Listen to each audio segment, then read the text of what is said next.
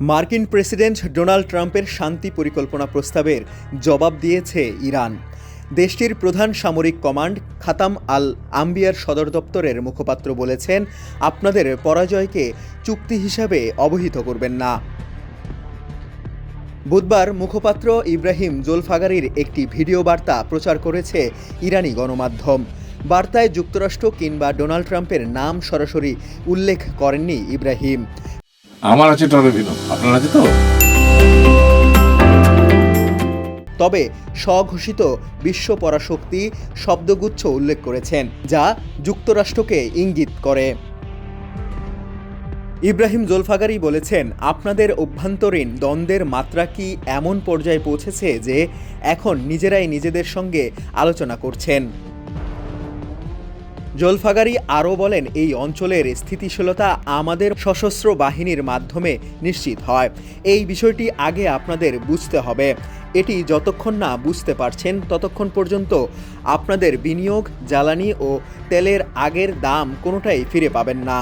আপনাদের বুঝতে হবে শক্তি স্থিতিশীলতা আনে। ভিডিও বার্তায় ইব্রাহিম জোলফাগারি বলেন, আমাদের মতো আরও কেউই আপনাদের সঙ্গে সমঝোতায় যাবে না। এটি আর কখনোই ঘটবে না।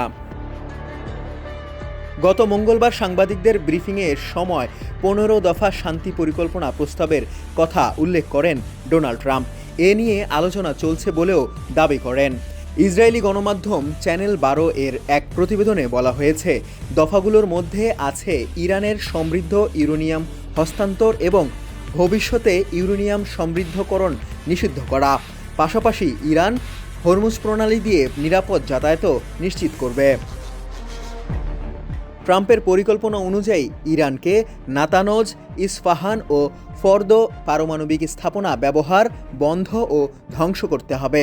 দেশটির পরিচালিত সব কর্মকাণ্ডের ওপর তদারকি করবে আন্তর্জাতিক পরমাণু শক্তি সংস্থা। ইতোমধ্যে সঞ্চিত পারমাণবিক সক্ষমতাগুলো নির্মূল এবং পারমাণবিক অস্ত্র তৈরির চেষ্টা না করার প্রতিশ্রুতিও দিতে হবে। সমস্ত সমৃদ্ধ উপাদান IAEA এর কাছে হস্তান্তর করতে হবে। ডেস্ক রিপোর্ট, সমকাল।